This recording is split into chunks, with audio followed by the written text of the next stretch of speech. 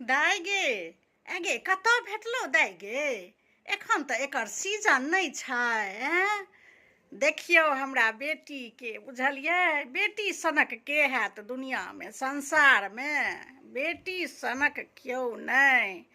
एक बेर जे कहलियै जे दाइ गे हमरा आलू कोबी नहि नीक लगै छौ, बैगन नहि नीक लगै छौ, तीमन तरकारी, आ से देखियौ आइ हमर बेटी बाजारसँ केहन हैया देखियौ कटहर आनलकै हन, जे मायके ई नहि नीक लगैए ओ नहि नीक लगैए। कटहर तऽ अपना बिहारमे सबके पसन्द छै, बुझलियै? कतऽसँ भेट गेलै देखियौ, गुजरातमे कटहर आब बिकाय लगलै।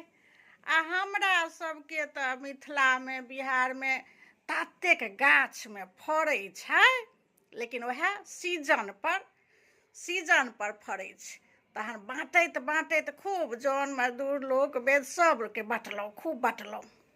तते फड़िते छै गाछीमे जे लगेने छथिन बूढ़ा, बड्ड कटहर लगेने छथिन, आ तते फड़ि जाइ छै।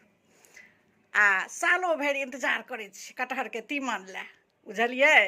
आ परदेशमे देखियौ एहि लए लोक कहै छै, हम तऽ हैया पहिल बेर देखै छियै कुछ सीजनमे, एखन तऽ एहन सीजन नहि गाँव घरमे एलै हन। आ देखियौ गुजरातमे कटहर बेटी हमरा लए आनलकै, मम्मीके कटहर नीक लगतौ, की नीक लगतौ, तऽ बैगन नहि, कोबी नहि, कटहर नहि एलै हन।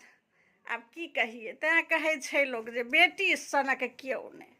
माय की खायत नहि खायत भरि दिन एही पर ध्यान रहै छै, आ तहिना खोबे पियबै छै, बुझलियै? नीक नीक सभटा गुजराती दिस तऽ अपना बिहारमे नहि ककरो पसन्द पड़तै, मीठ रहै छै, दालिओमे मीठ। लऽ गेल छलै गुजराती थारी खाय लए, गे माय दालिओ मीठ, तीमन तरकारी मीठ, कढ़ी मीठ, जे देखियौ से मीठे मीठ। कहलियै गे एहिसँ तऽ नीक तऽ घरमे अपन दालि भात चोखा, बुझलहुँ? तहन जे छै से अपन मिथिलाके खेनाइ तऽ तेहन चहटगर रहै छै जे ओ तऽ लोक एक बेर खुआ देबनि गुजराती सबके, उंगली चटते रहता।